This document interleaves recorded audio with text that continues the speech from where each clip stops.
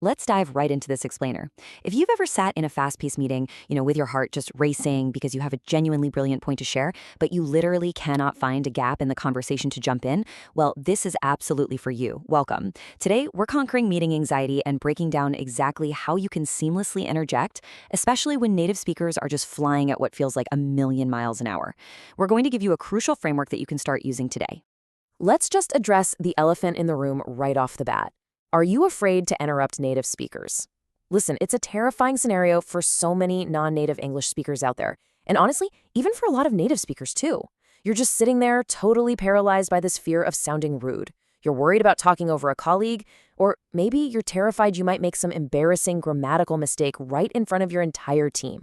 And hey, that's completely valid. But as we're about to see, staying silent, that's actually way riskier than speaking up. Section 1, the meeting silence track. There are basically two massive psychological hurdles that keep professionals completely muted during these crucial discussions. Number 1, waiting for silence. Look, this is a complete myth in the corporate world. If you're holding out for that perfect quiet pause where everyone just stops and looks at you, the meeting is literally going to finish before you ever open your mouth. Fast-paced meetings just don't have natural silences. And hurdle number 2 is over-apologizing. You finally get the courage to hit unmute, and what comes out? Oh, sorry, can I speak?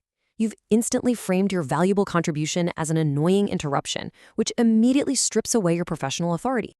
Section 2, Liam's costly Zoom disaster. I know exactly how falling into this trap feels, mostly because I've done it myself. Picture this, a real high-stakes 45-minute project meeting. Right at the 15-minute mark, my team agreed on a direction that I knew for a fact was a major error. I knew exactly how to fix it. But then, at the 30-minute mark, I finally tried to interject. And because I didn't have a solid structure to lean on, I just kind of stammered, sorry, excuse me, sorry. And guess what? I was completely ignored. People just talked right over me. By the 45-minute mark, the meeting was over, and that costly mistake was totally locked in. My silence didn't protect me at all. It actually did serious damage to the project. That timeline is a perfect illustration of the heavy cost of staying quiet. We absolutely have to move away from that old approach. You see it right there on the left, that big red X. Sorry to bother, excuse me. It's weak, it's apologetic, and frankly, it gets ignored. Instead, look at the bright cyan text on the right. We need that modern, confident interjection. Can I jump in real quick? It's polite, absolutely, but it confidently claims your space in the room. Section 3, the 3-step interaction formula. To help you transition from that red zone to the green zone and confidently take the floor without ever coming across as rude, I want you to think of this 3-step formula as a little mental app you can activate at any given moment. Notice the 3 steps. Step 1, the signal. Step 2, value. And step 3, pass the mic. Let's break down exactly how this machinery actually works. Starting with step 1, the signal. Your goal here isn't to just smash into the conversation like a bulldozer. It's to build a polite little bridge. You're briefly acknowledging the current speaker and smoothly claiming your space. So instead of saying sorry, you want to use strong signal phrases. Things like, can I jump in real quick? It's casual, sure, but it's very assertive. Or maybe, before we move on, which is fantastic for when the topic is shifting. Or honestly, my personal favorite, building on what Sarah just said. This one is pure magic because you're actually validating the previous speaker while seamlessly taking the spotlight for yourself. So the really crucial point here is that once you've successfully used your signal and everyone pauses to listen to you, you are immediately in step 2, the value statement. You officially have the floor. This is where you've got to deliver your point directly. Do not over-explain, do not backtrack, just drop your core idea clearly and concisely. You can use phrases like, from my perspective, we should consider, or the main risk here is, or one alternative option is. And then you immediately transition to step 3, pass the mic. This is where so many people mess up. They freeze after they share their idea. They just stop talking, and it gets super awkward, right? Passing the mic is the ultimate professional move to gracefully hand control back to the meeting leader or the rest of the team. You just ask, what does everyone think about that? Or maybe, does that align with your timeline, David? It just exudes extreme confidence and high emotional intelligence. You spoke your piece, and now you're warmly inviting collaboration. Section 4, key meeting vocabulary. That 3-step formula is incredibly powerful, But to make absolutely sure you're fully equipped, let's break down some of the essential professional jargon we're using in this framework. First up is the phrasal verb jump in. The definition is simple: to join an ongoing conversation quickly and politely. This is really the perfect low-friction action phrase for those fast-paced corporate environments. So you aren't interrupting, you are simply jumping in. It sounds dynamic and collaborative. Next up is the idiom take the floor.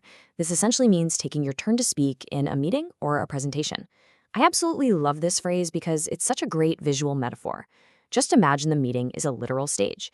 When you use your signal, you are confidently stepping out there and claiming your conversational territory. You are owning the floor. And finally, we have the verb phrase align with. This means to be in agreement or harmony with a specific goal or timeline. As we saw back in step 3 of our formula, asking something like, does this align with your goals, is just such a high-level phrase. It's the absolute perfect way to check for team agreement during that pass the mic stage without ever sounding bossy or demanding. Section 5, the Echo Challenge. Time for some interactive practice. Look, theory is great, but muscle memory is what actually saves you in a high-pressure Zoom call. So we're going to do a quick interactive practice session right now. I don't want you to just listen here, okay? I want you to physically speak these words out loud wherever you happen to be right now. Let's build that confidence up. We're going to pause so you can practice. See that pulsing bar? Get ready. Read this out loud with confidence. Can I jump in real quick? Great job. That is your absolutely crucial first signal. Awesome.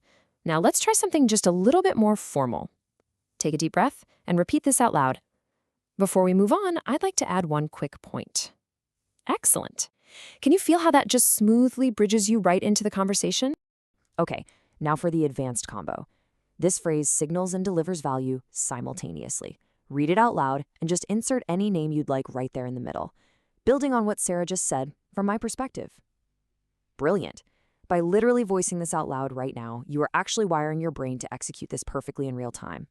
Which brings us to our final point today, and honestly, it's a very important question. Are you going to let silence cost you your next big opportunity? We all saw that 45-minute disaster timeline. We know the massive cost of falling into that waiting for silence trap. But right now, you are fully armed with the signal, the value statement, and the pass the mic framework.